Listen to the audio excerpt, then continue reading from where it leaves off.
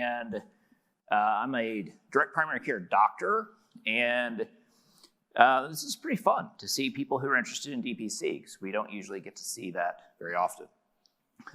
What I want to do, though, this morning in a few minutes is try to get DPC to grow up a little bit, okay? And I think that'll make sense as we go along.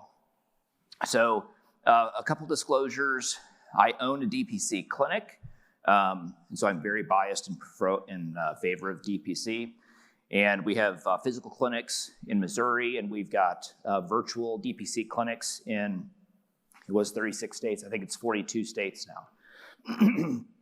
I also started a insurance agency with my friend Brian Link, because we're trying to create solutions for people, and we sell, we promote Sedera, and we have our own plans as well.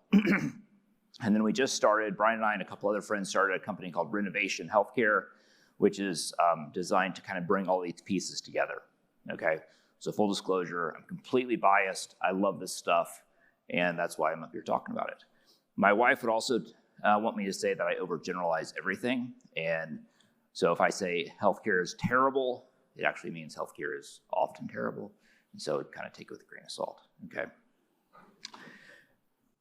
So my goal here is to help us understand that free market healthcare and the value-based healthcare world that you'll hear other people talk about, not so much at this conference, but at other more mainstream health conferences, are really two sides of the same coin, okay? And as we try to sell, promote, accomplish healthcare, if we can learn to talk their language and tweak what we're doing subtly, we are a better provider of value-based healthcare than the rest of the healthcare infrastructure, okay? And it completely broadens our appeal, and it allows you to walk in, if you're trying to sell this idea, whether you're a DPC doc or you're an insurance agent who's converted to away from the dark side, or if you're Sedera or somebody like that. If we talk their talk of value-based healthcare, we're gonna win more friends. And that's kind of the goal. So just as an example, this is some data from our company. This is an example. I'm a doctor, so I like case studies. So quick story, this is a 58-year-old lady who came to us. Actually, my mother sent her to us because she was asking my mom which of her meds she should stop taking. And my mom has no idea. And so mom said, hey, you should join Big Tree, which is our virtual DPC company. So she's employed. She's a school lunch lady, actually at the high school that I went to, and she makes about $12 an hour, all right? So she has diabetes, hypertension. She was depressed, but she wasn't getting treated for that. She has hypertension, and she has a couple sinus infections a year. This is the actual amount that her insurance company was contracted to pay for these various services. I know this because we use this case study to get her company, okay? So they were paying $335 for her endocrinology and cardiology visit every 3 months. She would go to primary care once a year for her wellness visit. She would go to urgent care a couple times a year. She had lab draws and diabetic supplies that was costing $115 every 3 months. She was on 3 oral blood pressure meds, which cost $145 somehow. And she was on Jardiance, okay? So she joins Big Tree, one of our virtual DPC plans. It's $44 a month. She initially was paying out of pocket for that. And what we saw was her costs. So, the problem with endocrinology and cardiology, when I was in med school on those rotations, at least half the patients didn't need to be there. And so I remember asking one of the cardiologists, I'm like, why are you taking care of this? I mean, you're a famous electrophysiologist. Why are you taking care of this patient's hypertension? And he's like, well, they're easy visits and I get paid a lot for them. Okay, great. Well, it's $335. So we moved that to our virtual DPC program for all of her cardiology and endocrinology visits. And this is what we have found is the major way we save money for employers, is by moving care to the correct site, which is primary care. So then her DPC, eventually her employer paid the bill, and she went to a local clinic for $52 a month. So then we have a deal with a major lab supplier, which allows us to get labs at about 90% off their list price and 90% cheaper than what the insurance companies pay for them. We own our own pharmacy, and so we were able, in our membership, that includes all of her generic drugs at no additional cost. That's how we play. So our membership, our main membership is $59 a month. That includes unlimited direct primary care and all your generic meds with free shipping, because she lived out of our account. And then we sat down and had a conversation. And I said, Tracy, do you know why you're on Jardiance? And she's like, it's for my diabetes. I said, yes, but you're also taking insulin and a few other meds. Do you realize if we just increase your insulin dose, you wouldn't need your Jardiance? She's like, why did they have me on the Jardiance? Like, well, sometimes we use it to help lower your risk of cardiovascular disease and diabetics. And for you, it would probably decrease your chance of having a heart attack this year from about 1 in 500 to 1 in 5,000. She's like, so I'm paying $300 a month to lower my risk that much? That's not really worth it to me. It's like, I can't afford my kids. She said she couldn't afford her kids' Christmas presents because she's trying to pay for the Jardiance, right? So we just dropped the Jardiance, all right? So her out-of-pocket went from $388 to $0. And when we look at it on the employer side, the employer's cost went from $285 to just $59. Now that's the power of direct primary care. Okay, and it's a relationship with one physician, or we use nurse practitioners and physician's assistants. So one care provider with one patient, and you can make individual decisions that make sense for the patient. So it's patient-centered care, right? Now we're getting a monthly fee for that, right? A simple monthly fee, and then we're on your team.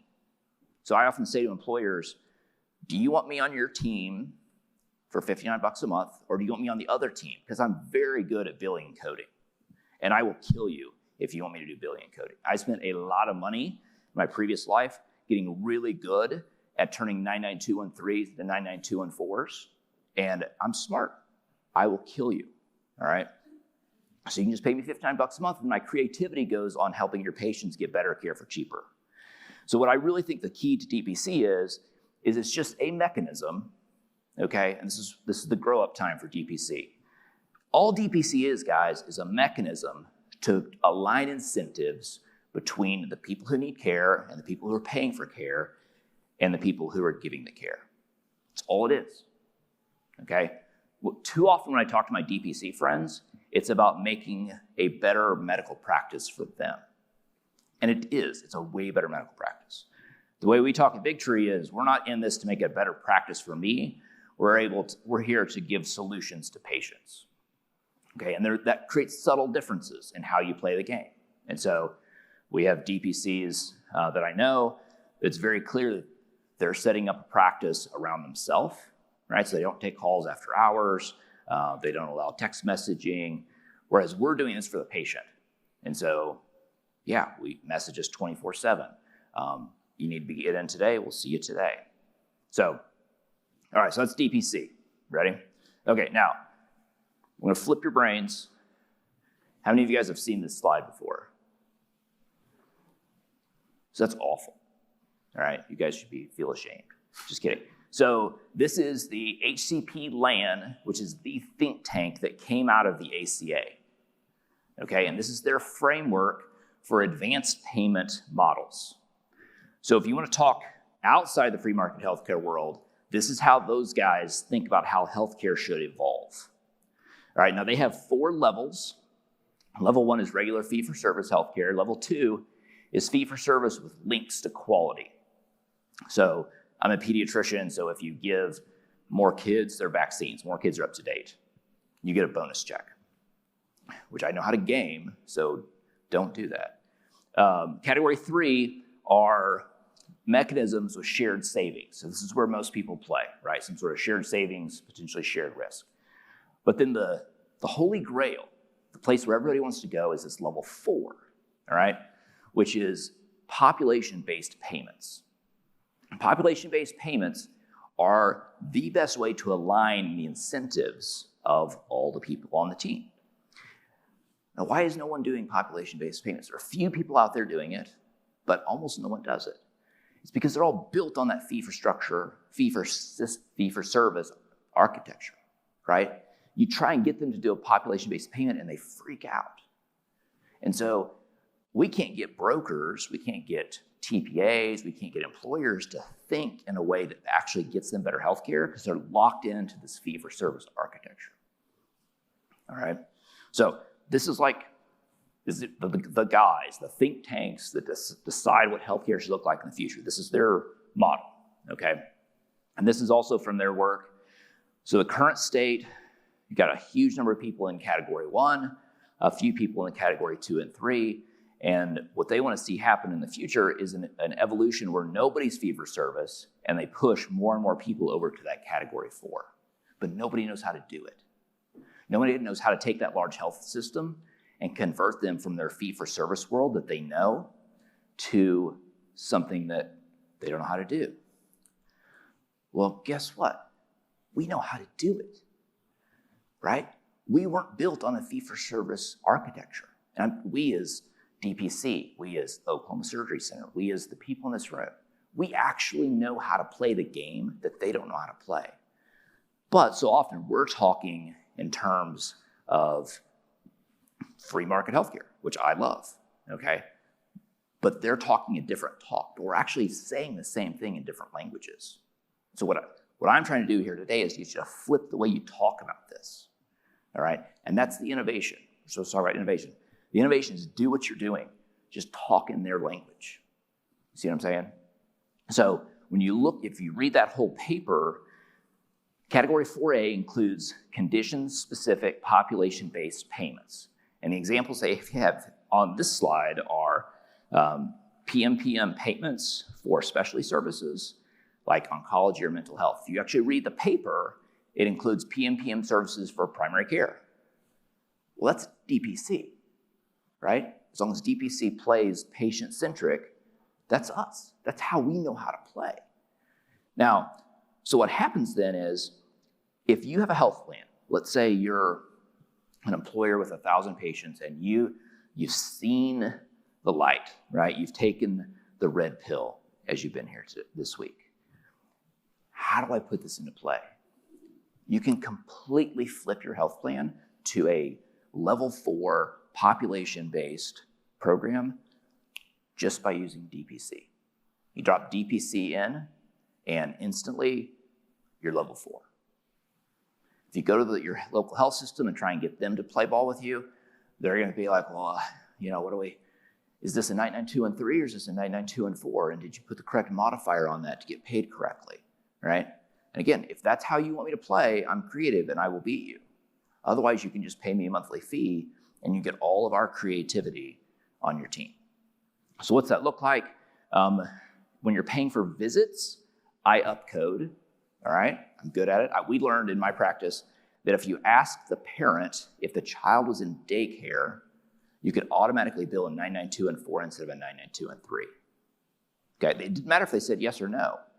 All right, if you just asked the question. In fact, if you had a form, if they checked the box and said you reviewed the form, I got paid an extra $20. It's a great deal for me. Is that how you really want me to think about the world? Or do you want me to play on your team? Also, if you're a parent and you call me at 4 o'clock in the afternoon and you say you think your kid has an ear infection, I can be there at 5, I'm going to get $40 for that visit. I don't want to stay past 5. So I dump them on the ER.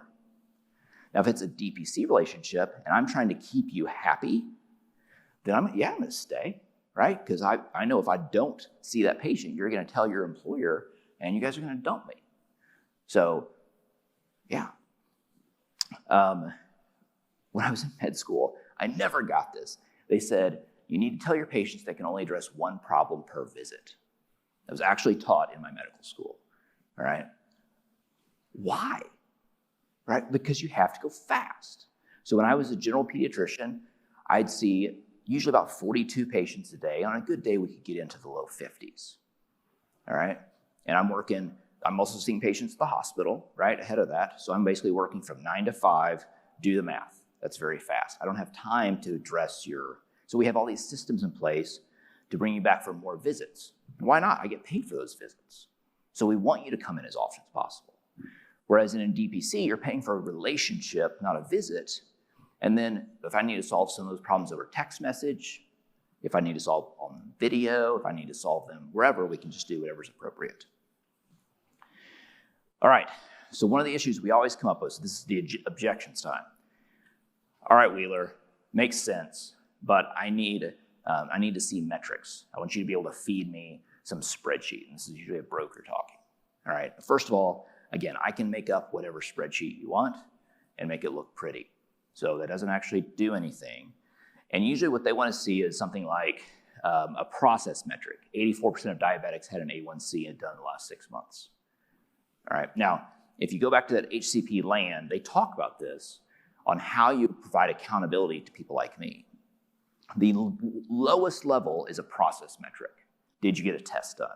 A better way is an outcome metric, which is 72% of diabetics have an A1C under 8.5. Okay, that's better. But outcome metrics too are problematic, right? Because an A1C of 8.5 is actually not that good. And if I'm only incentivized to get you under 8.5, then I want to find all the people with 10s and drop them to 8.5, but all the people with 8.4, which is still bad, I don't want to touch because I need to be spending my time on the 10s. So it also creates perverse incentives. The best way is patient-centered metrics. You survey the diabetic and say, are you happy with your diabetes care? And guess what? That's the easiest way to do it too. So what we do is we provide patient-centered metrics. So we survey our patients. Were you able to get in when you needed to get in? And the brokers and employers we talk to don't want those. They want have the diabetics have their A1C done. But you see how that's an inferior metric. So again, we need to grow up and say, yeah, we have, you guys in this room, you have a better solution than the things that are being sold out there. And so you can walk in and say, oh yeah, we don't use the process metrics like those other guys do. We use patient-centric metrics. I can't believe they're still doing that stuff. Okay, that's how you guys you're holding in your hands the ability to fix healthcare, and I think we don't realize it. Okay, so last piece, the other thing this really helps with is steerage. Okay, so if you've come up with some brilliant system to pay for specialty drugs, and the patients don't want to do it, you fail, right? Now, if you have DPC in the game and you coach us, hey, we're doing this thing for specialty drugs, when we say it to the patient, hey, you should do this for your specialty drug, they're like, oh yeah, my doc said to do that. Of course I'm gonna do it, right? Or if you say, we wanna implement the Oklahoma Surgery Center, have people travel for their knee replacements.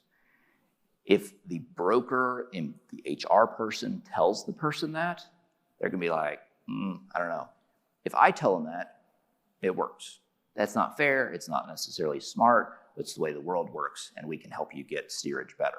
Okay, so again, you drop us in, fixes the whole healthcare system. Okay, so how do you do it? Number one, find a local DPC. Okay, if you're in Arizona, talk to Kendrick, and he can set you up. All right, there are people out there. You want to make sure that they're willing to play ball with you, and make sure that they're patient-centric, but find a local DPC, all right?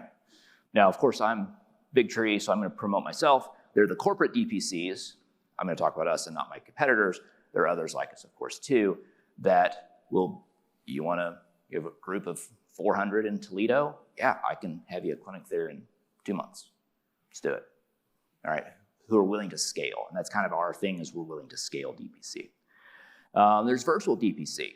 So we have the ability to be we're live in 42 states. So if you've got an employer of 10 people in Alaska, yeah, we can do that right now.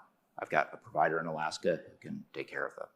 It's usually cheaper, and we could have a talk some other time about virtual versus in-person DPC. It's different, okay? But it is a solution that is necessary in certain places. And then you got Dpc Aggregators, okay, who are DPCs. There's a company called Equal that we're friends with, who you can feed them your patient population, and they will assign them a menu of DPCs across the country. Okay, and they get a little PM for doing that. So My time is up. I will hand it off to you next, Adam.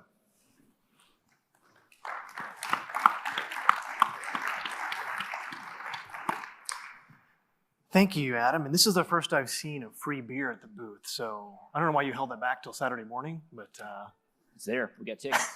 Thanks. Hi, everybody. Adam Habig, another Adam. I'm sandwiched between two great physicians. I am president and co-founder of Freedom HealthWorks. Not a physician. I have no clinical background. I studied finance at Notre Dame, and I'm a licensed attorney. The saltiest of the earth, I guess, from our last presentation, right? I'd like to talk about the headline today of this presentation is direct care, innovation, and entrepreneurship. And I'd like to show how innovation is really driving entrepreneurship in this space. So free market innovation to the rescue is the title, and it's how entrepreneurial docs are modernizing healthcare. So I wanted to show this slide, and this is interesting, and everyone should take note of this. Was asked to sit on a panel at one of the nation's largest med schools about a year and a half ago. And the topic of conversation over lunch was this notion of a debate between free market healthcare and a single payer system. And I know I'm preaching to the choir here, but it's good to note that the room full of really the next generation of doctors, when they look at the system today, they universally show of hands who thinks the system's terrible. Every single one of them put their hand up. And I said, well, don't forget the law school's just down the street, guys. Why are you here? Honestly, come on. But, they say, look, it's a terrible system today for all the reasons we talk about, right? I said, great. So where do you think we are on the spectrum? If you look at this as a linear spectrum, from a free market healthcare system, which really is a thriving marketplace of these clearly priced options, wide variety of decentralized choices for consumers versus one size fits all, where do you think we are today, guys? Their perception is that this is, the mess today is a result of the intrusion of capitalism or the corruption of the system that could be. I said, no, you guys need to recognize where we are today. This is where we are today.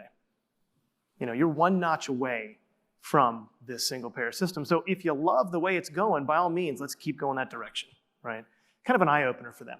The point is, if you're not convinced that direct care and the models, the innovation that come with that are a real, a step forward in the space, you probably wouldn't be sitting here, number one. But at least buy into the fact that if you're a John Stuart Mill advocate of utilitarianism, it does convey the greatest good to the greatest number, and it does that by bringing prices down to the point where most people can afford them. Why does every household in America, nearly everyone, have a flat screen TV on the wall today, right? Didn't happen overnight. Wasn't because some bureaucratic department decided we're going to send out flat screen televisions or we're going to mandate the price of flat screen televisions. No, it's because the forces of the market brought prices down to where nearly everyone can afford them. Same thing with that cell phone. Within this decade, we're going to reach really a watershed moment in human history. Nearly every one of the 7 billion souls on this planet will be connected to this greater consciousness we call humanity. And it will be done through that cell phone, through the power of capitalistic free market enterprise. The profit motive is driving that.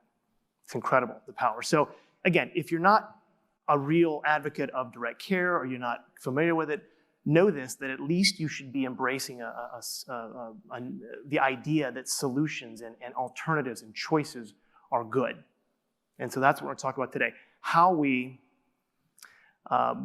bring alternatives to the marketplace. And again, how innovation is spurring that entrepreneurship that is increasing those choices on the really the supply side. And so to reduce this to an economic argument, if you're an advocate of supply side economics, you think, okay, reducing barriers, usually in the form of tax policy, regulatory policy, reducing barriers results in a greater provision of goods and services at a lower price, enhancing value to society. Well, that's what we're doing, again, on the innovation side of increasing the supply of really direct care practices that are out there. So I like to lead with today's takeaways so you can, take your notes right up front and then zone out for the rest of the presentation, right?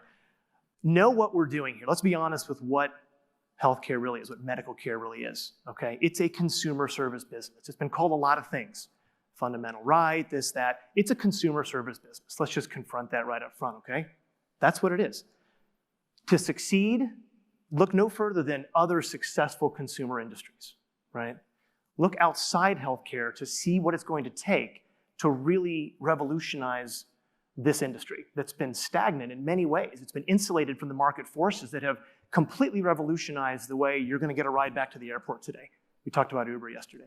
The way when you go home, you're going to flip on the television, and are you still going to look at 6 channels on on the antenna TV? Are you going to have a cable package that sells you 200 channels you don't watch, or do you have a Netflix account?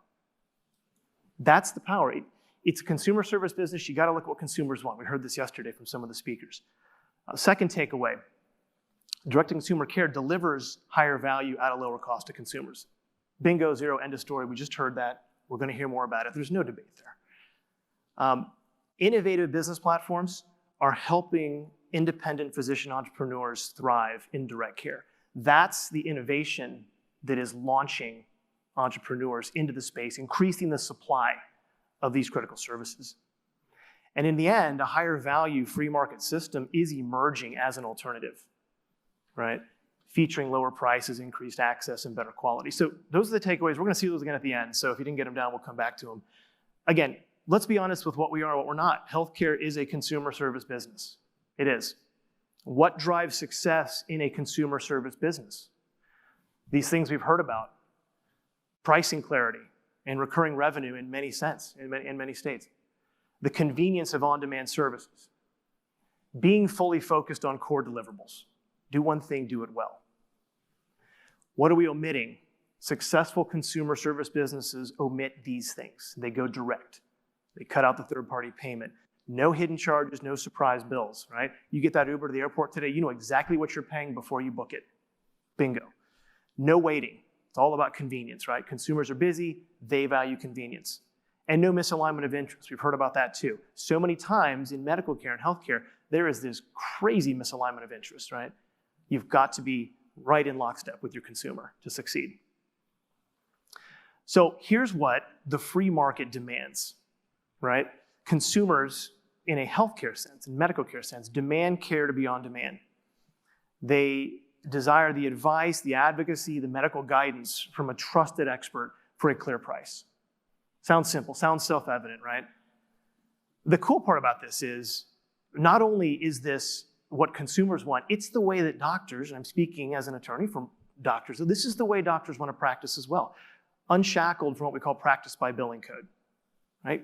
Open your playbook up. You're not confined to what Anthem thinks you ought to be doing, paint by number style. Having time for follow-up activities outside the office, being an advocate, being what I call a medical counsel, right? There are a lot of parallels with the legal profession, there really are. And medicine should learn from that. Doctors should learn, here's what an attorney does for their clients, even when they don't have the answers in-house. I can't do the work for you, but I'm gonna find someone who can. And I'm gonna be your advocate, I'm gonna be your guide, navigator to get that done. Predictable revenue streams, any business wants that, yes. Manageable patient loads, yeah, to provide the kind of service and the quality that is expected, that's gotta be a part of the bargain here. A return to independent practice, I think this is critical.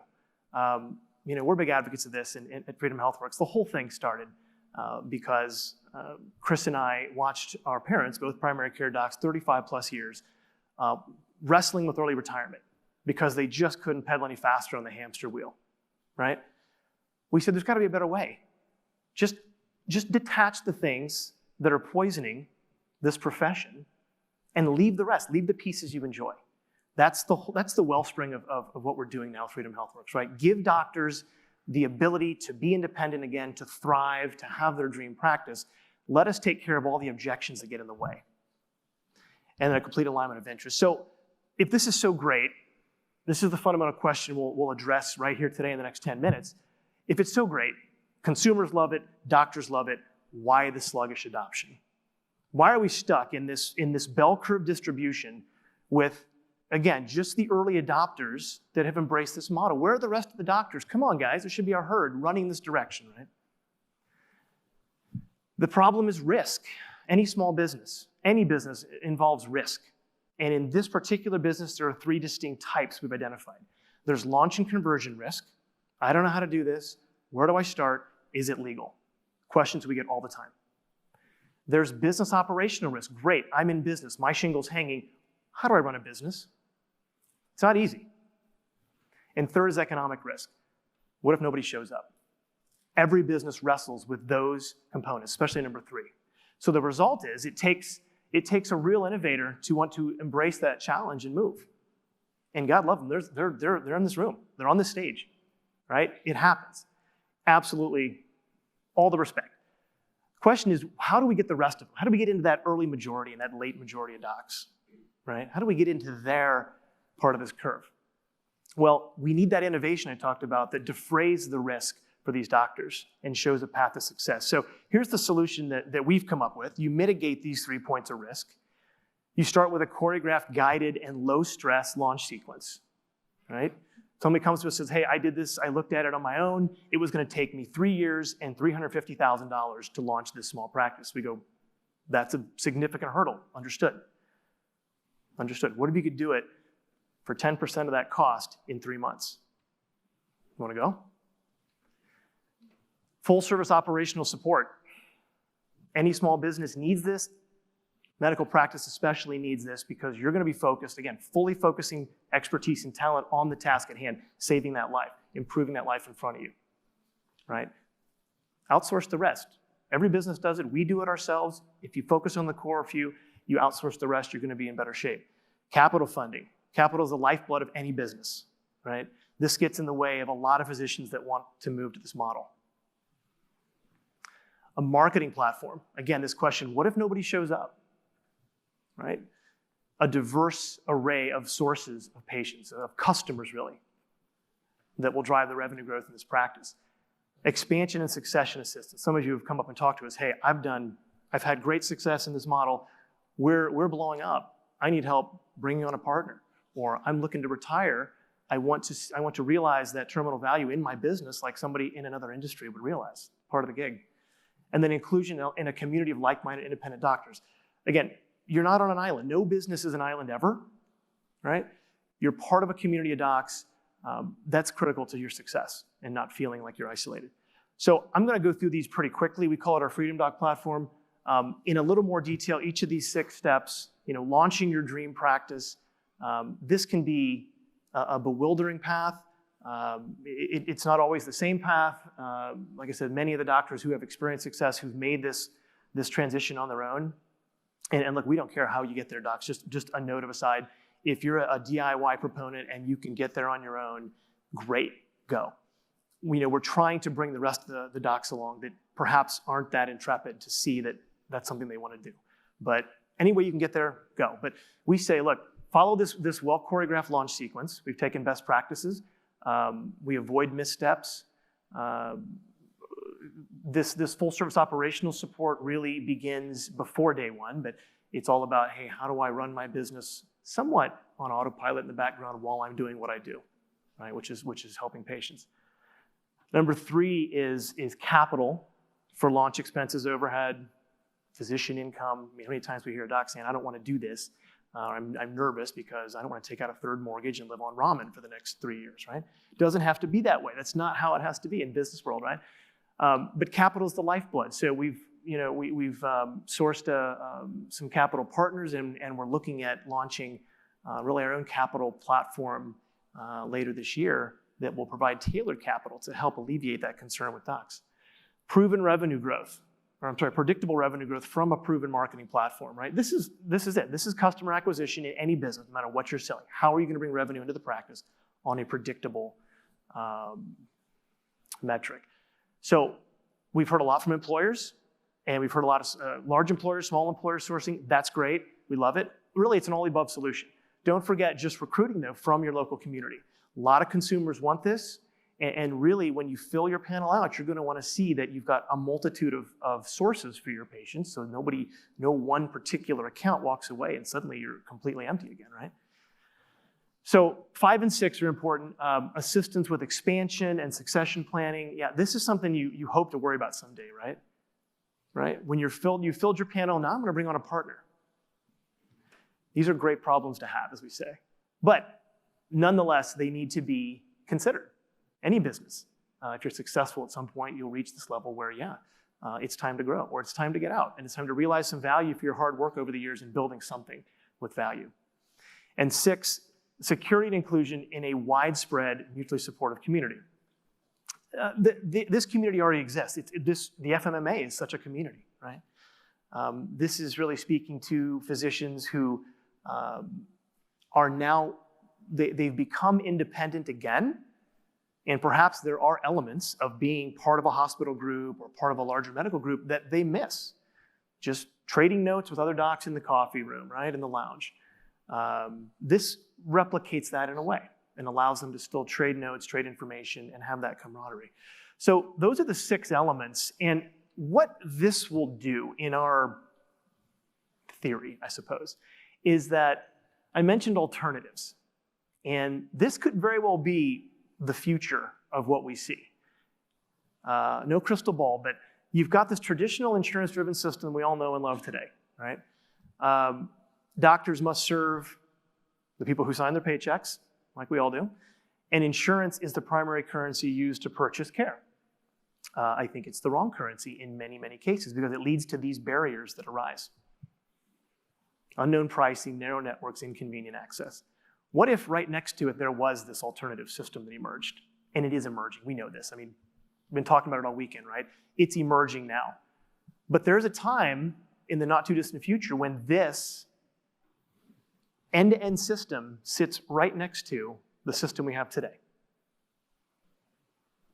And I think looking at those, you can tell which system consumers, those that actually have dollars to spend, are going to choose. Transparent pricing, doctors serving their customers who are patients, and then insurance as a safeguard against expensive catastrophic events. I use insurance in air quotes, right? Insurance is nothing more than a financial instrument that protects against catastrophic economic events. So that's a loose term. That's not a term of art in a legal sense. This is what it might look like, and we believe that that direct primary care piece could be the centerpiece. But the solutions to this, to bringing this to life, direct medication dispensing, direct care specialists, how many of those have we talked to this week? Direct ancillary services, complementary insurance, in air quotes, coverage, value-add services. This is it. This is healthcare. This is the alternative system that can emerge, the consumer-friendly alternative, right? The key is we need more of it. We need it now.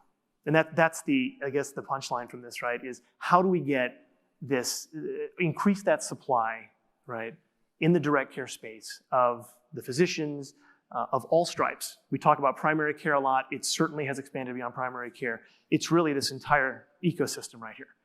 This is the direct care ecosystem that is right at our fingertips. And there's enough expertise in this conference this weekend to make this happen.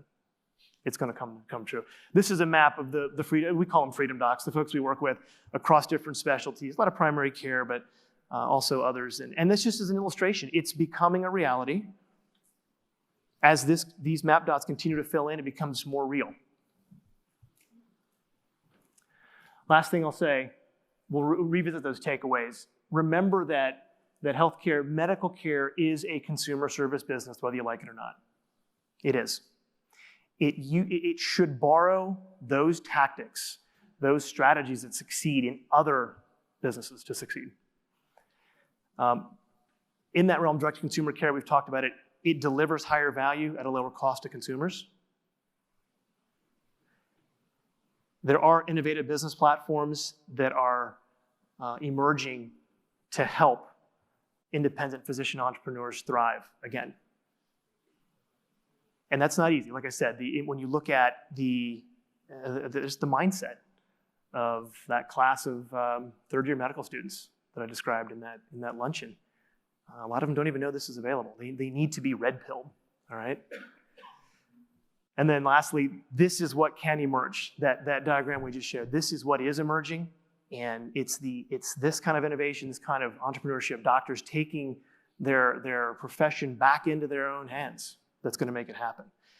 I want to close with a great quote from Sir Winston here. And he said, you can always count on Americans to do the right thing after they've tried everything else. tongue-in-cheek, but the takeaway there is, let's give the free market a chance, all right? Let's give it a shot. And these entrepreneurial direct care doctors, they're leading the way. So with that, you're going to hear from one. Thank you.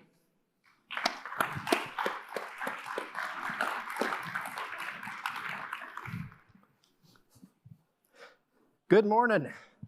My name is Dr. Lee Gross. I am a full-time practicing physician in Southwest Florida, and I am one of the earliest and longest surviving direct primary care practices in the country. The name of our practice, Epiphany Health, is a very strange name for a healthcare company, but in fact we had an epiphany, and the epiphany was, why are we inserting so many obstacles between the doctor and the patient? Why are we making so many codes and complexities and barriers? And then we wonder why healthcare is impersonal and difficult to navigate. So when Dr. Smith asked me if I'd be willing to come up and talk today and share my story, again, thank you for the invitation. And James and I said, well, I don't know, is Carl Schuessler going to be there? And he said, yeah, he's going to be there. I said, I don't think I can rock the pink pants. He's like, that's all right, I'll put you on another panel. I'm like, well, at least make them both Adams so I can remember the names. Thanks, Mom. So, Carl Schuessler, I'm going to talk a lot about our experience today, but I'm originally not from Florida. I'm from Ohio State, or from Cleveland, Ohio. I'm an Ohio State grad, and unfortunately, our Buckeyes probably won't lose enough games this year to play Georgia, but we'll see what happens. We might have a rematch, but we'll kind of see what happens.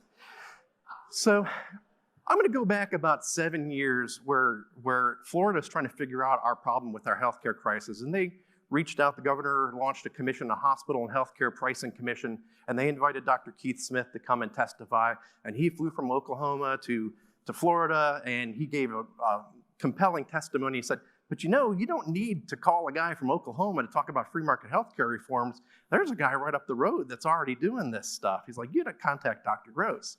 And so the governor sent his folks down to my office, and they spent an hour in my office, and they're like, this is fantastic. We need your testimony. Can you come and testify before our commission? And so I dropped everything, canceled my patients, drove down, and I gave a testimony. And all of a sudden, I got this phone call out of the blue from some CEO of a hospital about an hour from my practice, which is in Northport, Florida. My practice is in Northport, Florida, Southwest Florida, between Fort Myers and Sarasota. And he said, hey, I was watching this hospital and healthcare commission testimony, and I heard Dr. Smith in the Surgery Center of Oklahoma, and I heard about your practice model and what it is that you're doing. He said, and I think we can replicate that here in Florida. He's like, I'd love to work with you with your uninsured patients and see if we can't create some kind of bundles or work on some cash pricing, and let's just see what can happen. So this is a 49-bed rural hospital. It's the second poorest hospital in the state of Florida. So this is not a wealthy community. And this community is used to seeing patients leave the community for healthcare. So anything that can be brought into that community is a huge boom for this hospital. And as many of you know, 100 rural hospitals across the country have shuttered their doors since the passage of the Affordable Care Act due to the overburdensome regulations and the Medicaid stuff is just crushing these hospitals. And when you lose a hospital in the community, you lose the community. So when you have somebody, you have conferences like this where we're sort of bashing the hospitals, and then you've got these guys in these little towns that are just fighting to stay alive. You have to realize that not all hospitals are the same. And this CEO, Vince Sika, really was visionary to reach out to us. And so we created bundles that all of a sudden were drawing patients to this little hospital from all over the state of Florida. And the employees of the hospital started seeing, wait a second, why is a patient from Miami driving past Cleveland Clinic and all these, leaving the University of Miami to come to Arcadia, Florida, to DeSoto Hospital to have a colonoscopy? It's because they have bundled cash prices and there's no surprise bills and they're guaranteed that their pathology is included. They don't get a surprise $3,000 to $5,000 bill in the mail when they have a procedure done. And so we started doing this, we started seeing these patients coming in, and the employees in the hospital said, wait a second, what's going on here? We're used to people leaving, why are people coming? Why am I seeing people from Naples having stuff done here? Well, we had our first hip replacement done. And Vince calls me up and he said, I'm really excited. By the way, it's $18,500 for hip replacement, cash price to be done in this. We sent him an uninsured patient. The guy wrote him a check, and Vince called me up the day before. He's like, I'm really excited. We got everything all set up. I got Egyptian cotton sheets for the room. We got balloons. It's all set up. We got a catering menu set up for the family. It's really spectacular. And by the way, I hired a private duty nurse. And I'm like, oh my God, that's spectacular. I'm like, by the way, how much does Medicare pay you for the same surgery? He's like, oh, about $18,500. And I'm like, well, why doesn't Medicare get the Egyptian cotton sheets and the balloons and all the stuff? And he's like, because Medicare doesn't look me in the face and hand me a check and this patient's not going to audit me 7 years and take the money back. And so it has a different feel when you got to look somebody in the eye and actually exchange money with them.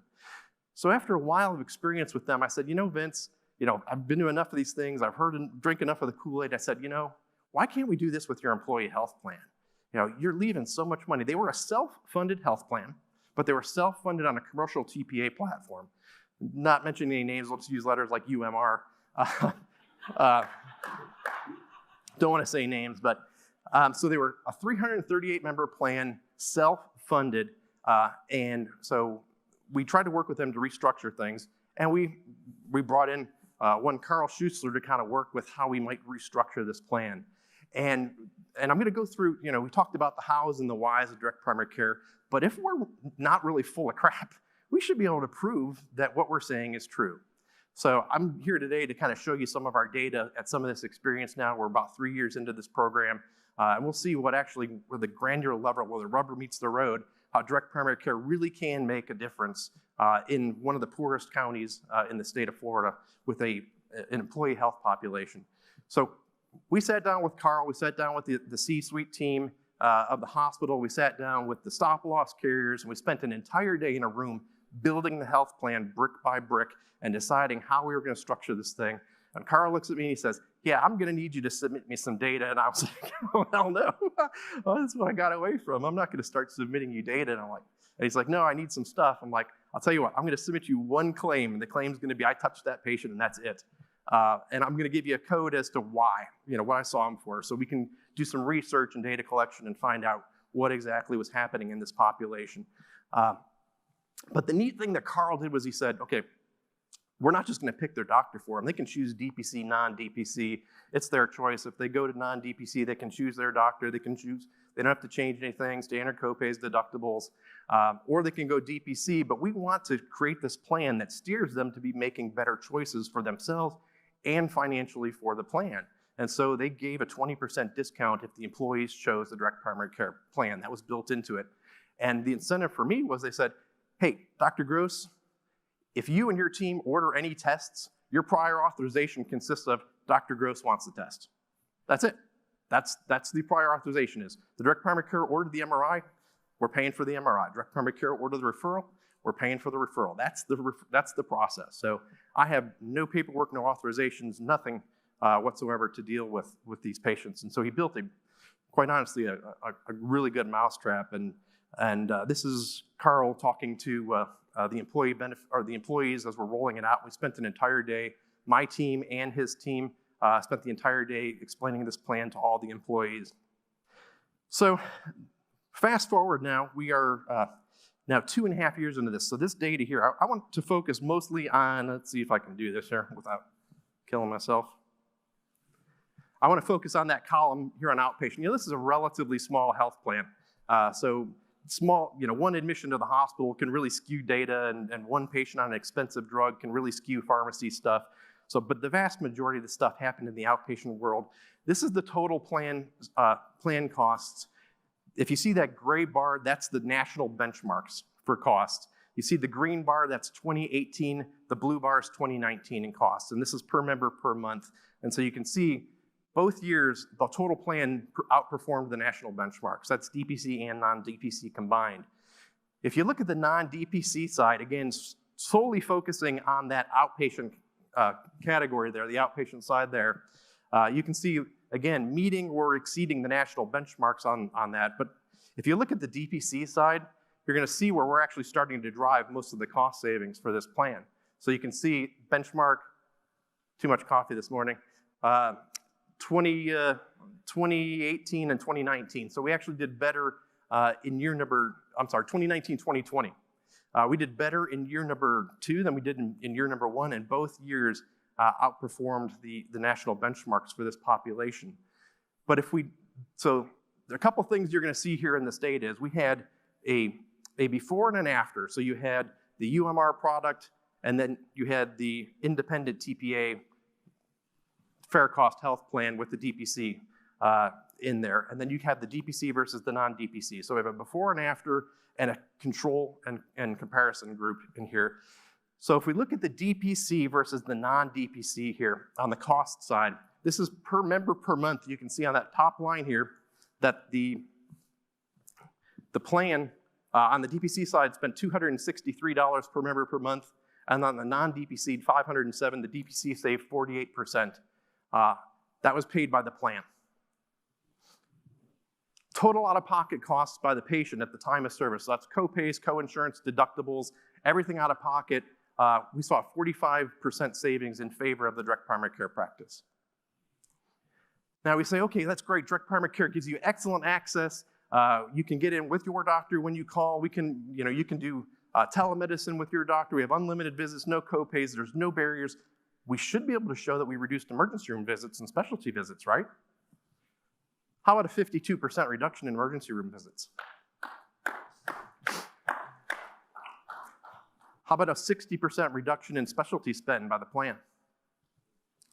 When I have 30 to 45 minutes per visit to spend with my patients, I don't have to refer them out for diabetes management. I don't have to refer them out for high blood pressure. I don't have to refer them out for heart disease management. I can do skin biopsies in my office. I can do cortisone injections. I can splint things. I can do A1Cs in my office. I can do a ton of stuff when I'm not focused on the chart and the computer and the plan, and I'm focused on the patient.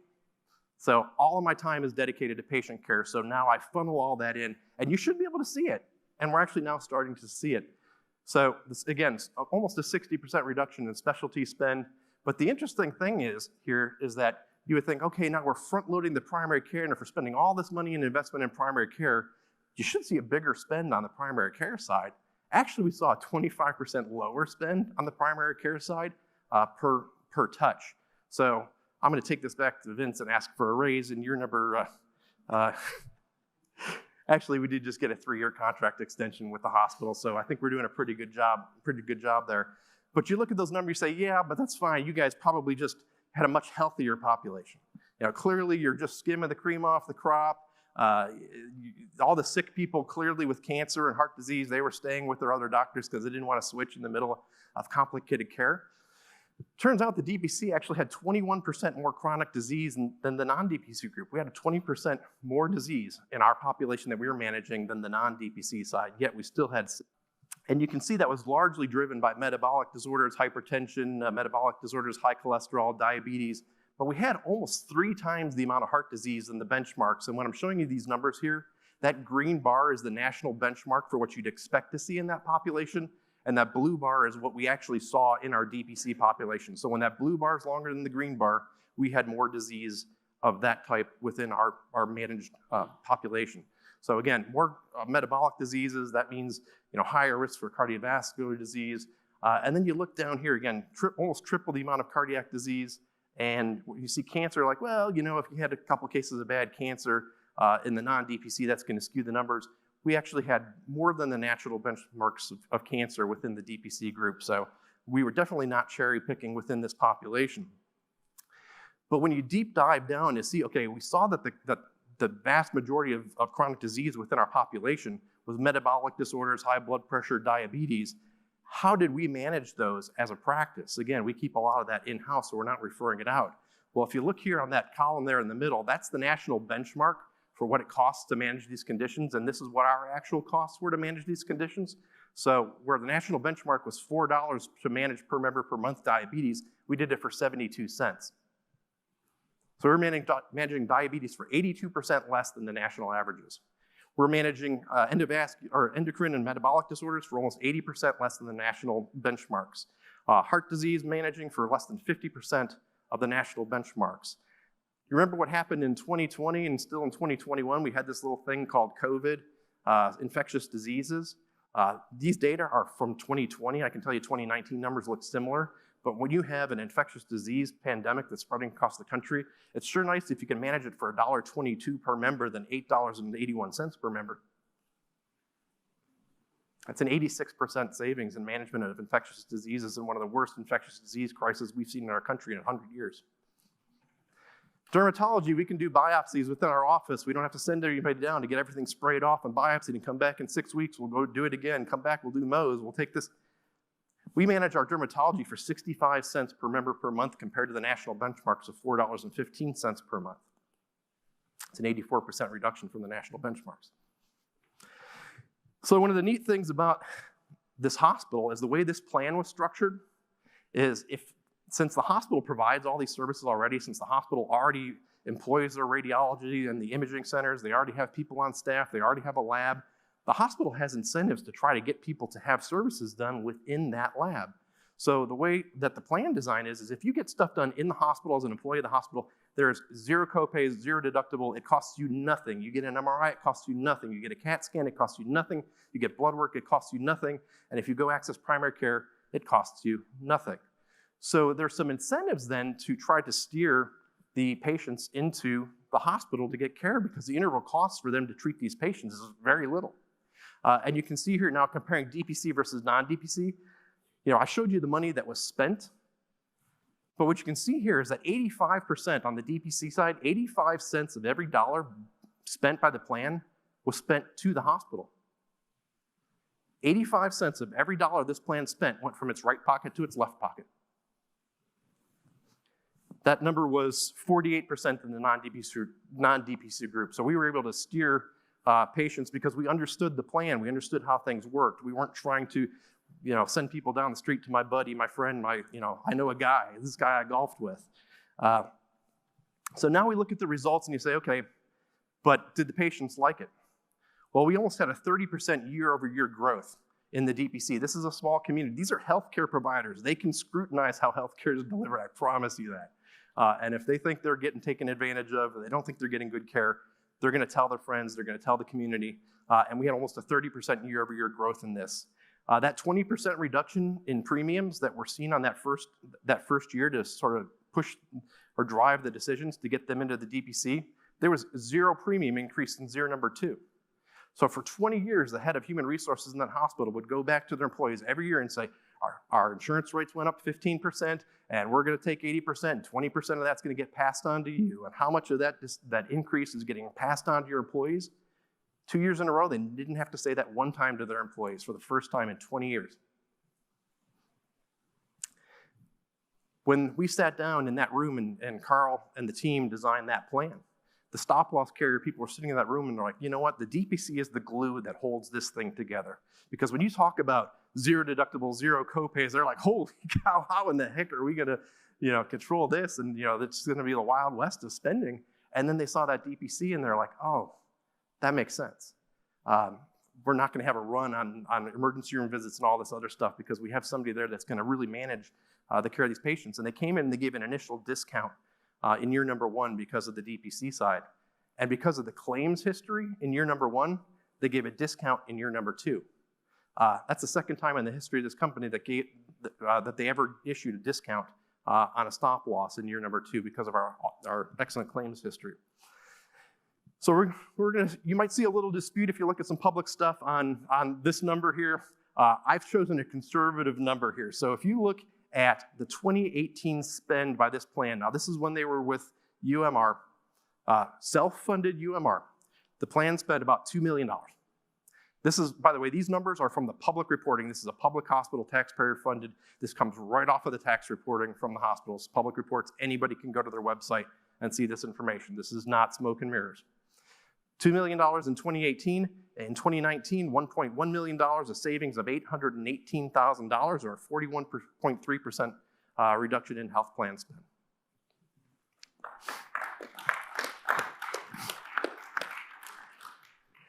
Three months of that, so this is a fiscal year. If you actually look at the calendar year, 3 months of that 2019 spend actually included the UMR and the traditional stuff. So the savings were actually closer to $1.2 million when you actually factor that full calendar year in there, which is more like a 52% reduction in savings. So if you see some discrepancies, that's the difference. But I thought I'm gonna pick the conservative number, the number that the whole world can see to validate that. So we all know that CMS has completely adopted this accountable care organization as how they're going to fund healthcare going forward in the future. And so their achievement after 7 years of ACOs, they had 5 years of losses, 1 year of zero basically, and $64 in the last year of per beneficiary savings in the rural accountable care organizations. Rural ACOs underperformed every other ACO. $64 per beneficiary savings. This plan saw $2,420 per beneficiary savings. So I'm going to close with a story of Hannah. Hannah's an employee of the hospital. You'd think, okay, you just got these savings because you just stripped out the care and the benefits and the employees got screwed and you were just the gatekeeper and rationing care. And they must really be pissed working in the system because you stripped away their United Healthcare. They now have no networks because, oh God, I can only go wherever I want to now. And so this is the story of Hannah. Well, the benefits that we have here at the hospital are more so focused on the employees.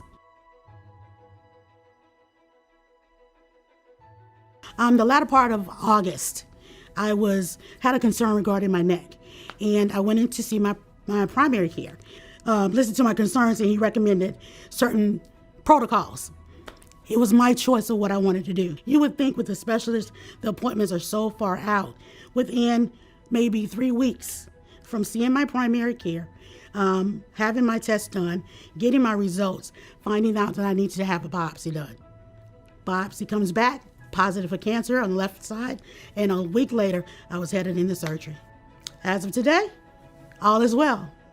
I have gone through the process, an estimated cost of $42,000. What did I pay? Absolutely nothing.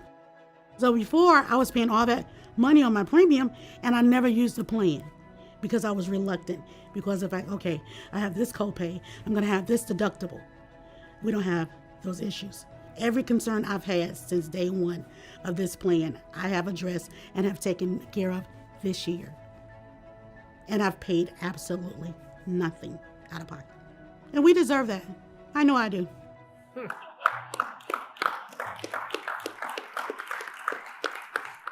So thank you. I think we still have plenty of time for questions, so I'll go ahead and have a seat and open it up, and we'll be passing around some microphones. Please make sure that you speak into the microphone for your questions so that people online can actually hear the questions and answers, please. Okay, Lee, thank you, first of all. Those data are just so fantastic. And actually, I've seen a lot of comparison DPC data, but there's nothing like this because it's actually at a hospital. It's people who know healthcare can really choose wisely for themselves. So it takes away all the stuff about uninformed healthcare consumers and stuff. My question is, people in the room, I'm a healthcare economist, so I'm coming at this from incentives and stuff like that. And one of the things I've really come away from this weekend is this idea that the best possible, even if the only thing you care about is cost control, the best possible gatekeeper is actually a DPC physician that has the time to actually take care of their patient's health, right? You don't need all the speed bumps necessarily about deductibles and copays and this and stuff, which is where most economists are stuck, I think. If someone were to, and this is completely unfair, if someone were to look at these data and say, holy shit, that's amazing, where could you get me another 20% savings? Where would that be? Or what else could be done here, even if someone didn't look at these and have their mind boggled? Like, if we're going to squeeze the grape in a good way, we want to keep people healthy and everything else, is there anything else that could be done beyond this if someone wanted to get really greedy? Yeah, I think the where you could really squeeze the grape is on the pharmacy side of this. Because, frankly, this hospital is a rural hospital. They could become their own pharmacy. They can put a dispensary for their employees in there. Right now we're using local pharmacies and retail pharmacies. But you could definitely, just like the DPC practices, some of the small ones that do direct dispensing, the hospital, because they're a rural hospital, accesses actually cut rate prices on meds. So you could definitely do this. And so how could you grow it then beyond that? So let's not talk about savings. Let's talk about scaling, because I'm a bit of a purist. I think the scale of this is one doctor, one patient. And so that's the scale of primary care in my mind.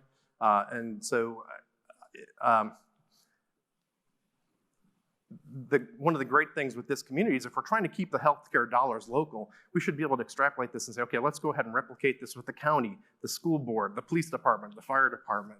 And that's kind of where we're heading next. I mean, those are our next steps. We're already engaging in conversations. Again, stop spending or sending all the money from these poor rural communities up to Wall Street. Let's go ahead and relocalize those dollars, reinvest them in the community, because the $1.2 million savings in DeSoto County, Florida, is mind-blowing. And what that's allowed them to do is turn that money around and hire the first full-time general surgeon in the history of that rural community. Can I lean into that just for a second? And in addition, I mean, tremendous results, right? The proof's right there in the pudding. It really is. One thing that we talk about, and yes, the direct primary care doctor is well situated to really play that quarterback role at the center of that. But one thing we run into, even when you have even direct care specialists that are then taking referrals, there are ways to even lean into that model and say, okay, how can we change that interaction to avoid even a high cost event happening?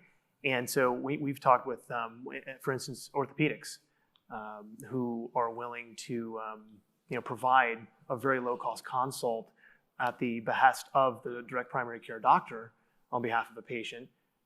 And so even like preempt something that would be a good outcome, which I think you're saying, look, it's a great outcome on the board. How do we get even better? Always improving. Well, a good outcome is referring that patient to a direct care orthopedist. An even better outcome is providing kind of a half measure in between, providing that sort of a consult before you even make that referral, and perhaps even squeezing more savings by avoiding that. Yeah, I mean, the other thing is Lee's data, and we've got data that's similar. The Society of Actuaries has produced similar data too, so it's out there, it's real. That's usually like 1 year of data. So Lee's going to do a way better job controlling the patient's diabetes, and so the real savings is in the long run. Okay, it's shocking that we can even find short-run savings, but we can. It's amazing. But the real savings is downstream. We have a direct care pharmacy, so we own a pharmacy. It's part of our package, and then we just sell the patients their meds at cost. So a Z-Pak's $2, a month of Prozac's 85 cents. So there's savings there too, and the more people in the healthcare system that adopt a model that cuts out middlemen, the more savings. We have an online question. Can Freedom Docs provide prospective customers comparative financial pro forma, including all FH costs, fees, etc., to measure ROI, hard, soft value of your services versus DIY? Better you than me. Great question. Long question, short answer, absolutely yes. Okay. That's part and parcel to the deliverable.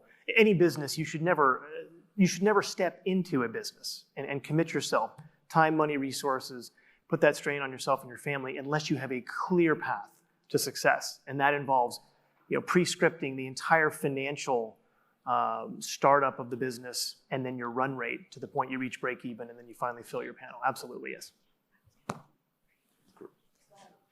I was just going to personally, from the bottom of my heart, thank Dr. Gross just because of his work he's done nationally. If y'all follow everything this guy does, the time away from his family, the commitment he's made to make a change. So I just want to, of course, enjoy working with you. And it's great presentation. Thanks for all that you do.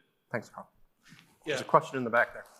Yeah, this is Lee Lewis from the Health Transformation Alliance. Question for you is, if it wasn't you and Carl and we chose a direct primary care clinic out of a hat and put them into that same situation with that hospital, would we have gotten the same return?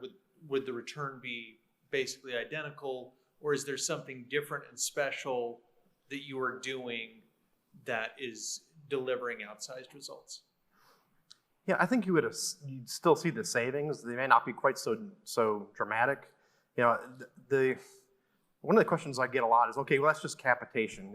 Aren't you just capitating primary care? We're just going to go ahead and fix the cost of primary care. And my standard response to that is if you think that taking the cheapest thing in healthcare and fixing that price is fixing healthcare, it's going to solve the problems, you're absolutely wrong. the model itself dynamically changes the fundamental interaction between the doctor and patient and realigns the incentives so that they're all moving in the right direction. So, the model itself, I think, is a better mousetrap than that. But to your point, one of the beautiful things about direct primary care is it shines a bright spotlight on that primary care physician. And so that doctor shines. But if that's not a good doctor, you're also going to shine a bright spotlight on the deficiencies and the weaknesses within that practice, on that practice delivery model, which is it may not play out the same in every single practice, but that's just the nature of variability. And that's, again, one of the beauties of the free market is, you have two practices side by side, one gets one result, one gets another. Let's compete on price and quality. And I'm going to slightly disagree with Lee. I think yes. I think if you capitate primary care, it changes the incentive structure and it makes the average primary care physician, NP, PA, whoever it is, act with better incentives and it lowers costs. We're going to admit that Lee is special, and in a good way special, and that his results are going to be amazing. And there are going to be people who do a little better and a little worse. But yeah, you capitate primary care, the world gets better. Wouldn't you guys both agree there that there are, at this point, emerging, call them lowest common denominators within the field? And again, market dictated, here's what the consumer expects from DPC. I mean, I'm not sure whether yet. I Are we there think yet? we're, the question that I have is, are we still in the innovator stage of your curve, or are we in the early adopters? I think we're probably closer to the innovator section of that. And so I'm not sure we have a clear definition right now of what DPC is. There's a gray and blurry line between concierge medicine and direct primary care, and there's corporate DPC and independent DPC. There's hybrid DPC, and they're not all the same. And they're not going to achieve necessarily the same results. So you have a hybrid that's part direct primary care, part fee for service. You can't serve two masters. I mean, it's a complete cultural change within the practice, and how your staff interacts and how they deal with patient encounters, and shifting the philosophy of your practice team being the gatekeepers from patients getting to the doctor, and the philosophy of getting every single patient on the schedule, to your doctor is available now. You can see you today, you can hop on the phone today. And if you're trying to do both within the same physical structure, there's no employee that's good enough. Even your best employees cannot manage to do that well. And so, we've seen a million ways to do this wrong, and there's a few ways to do it right. And the market will sort this out. I think we're very early in the process of it, which is, again, one reason why I think we have to be very careful as to how we proceed from here, because if we're putting if we're building the foundation of this structure, it needs to be sound and solid. And this is probably the most important phase of the development of this practice model. So this question, I have two questions. They're for all three. One of them is, I know there's a huge issue in just recruiting rural doctors, and I wonder if you guys have any insights onto how maybe DPC might really make doctors actually want to practice rural, or if it's going to have to be a telemedicine thing. And then my second one is, most of my female friends, and me included, we don't have primary care doctors. We have our OBGs, and they're the people we've seen our entire lives. Why is it so difficult to find DPC OBGs? It's really hard, and maybe it's. I just have no idea. I'm not in the medical field. I don't know if you could speak to that, but it's so difficult. Traveling with a newborn is its own set of challenges. So as much as I would love to go to Oklahoma, it's like, why is it so hard? I just don't understand it. So those are my two questions. Mind if I jump in? Yeah, go ahead. To tackle the rural question first, Kelly, certainly, and I'm going to take it from a business standpoint, right? Had tremendous meetings with folks that are focused on the rural economic development side of things, right? And they say, hey, 10 years ago, we used to get questions related to tax benefits and incentives. Why should I relocate my company here to this rural town, right? Now it's all about quality of life. Today, those conversations are housing, schools, and medical care.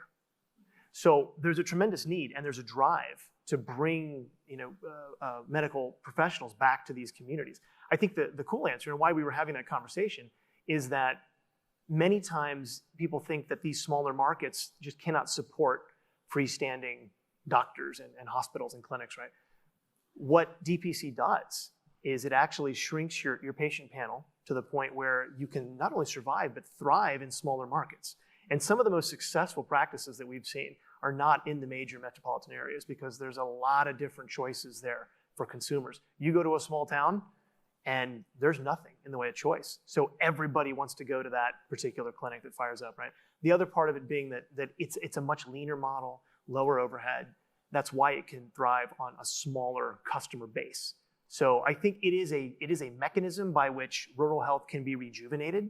And I know there are some tailwinds in the form of rural economic developers and even policymakers that see this as a way to bring that back into those communities. And I know we all have a lot to add to that. And unfortunately, we are out of time for the panel.